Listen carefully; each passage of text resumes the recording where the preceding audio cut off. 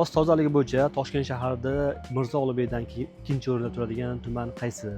Agar biladigan bo'lsangiz izohda yozib ketsangiz bo'ladi. Biz hozir Olmazor tumanidamiz. Olmazor tumani Nukus kinoteatr, Beruniy metro, Turin universiteti, yopiq hudud, o'zining alohida parkovkasiga ega, talabalar shaharchasi, avval yotoqxona bo'lgan, ancha yillar oldin hozirgi kunda aholiga turar joy sifatida berilgan. Kvartirani ko'rsatib bilasiz, turar joy yotoqxona deb o'ylamaysiz.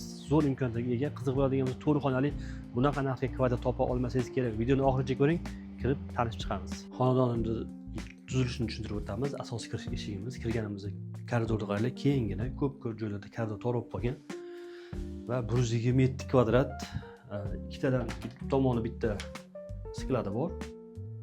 O'zini o'zgartirishingiz ham mumkin. Xohlasangiz mehmonxonasi sharoitlarni ko'ryapsiz.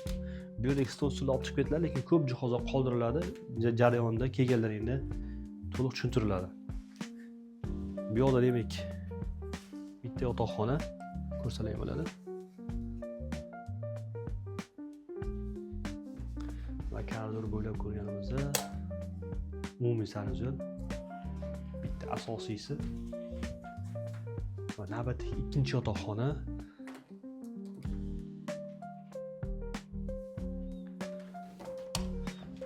Mana bu yerda yana bitta sanuzel bor. Bu yerdan deyarli foydalanishmas ekan hozirgi kunda. Ikkinchi sanuzel bo'ldi va bu yoqda to'g'rida demak o'ng tomonda asosiy o'tiradigan xonasi. Mana bu yerda yana bitta kladovka qilingan. Bu ichkarigacha kattagina, bu yerdan o'zingizni xohlaganingizcha moslab o'zgartirib foydalansangiz bo'ladi.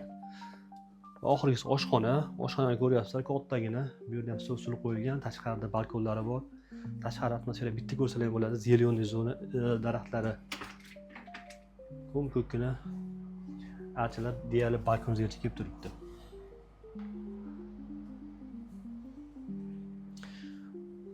Oila bilan yashayman degan, ota-onangiz bilan yashayman desangiz ham juda zo'r imkoniyat. Narxi ham shunga mos, 127 ming bilan sotuvga qo'yilyapti. Kelib ko'rib solish, maslahatlashib, egasi bilan gaplashib ko'rishingiz mumkin.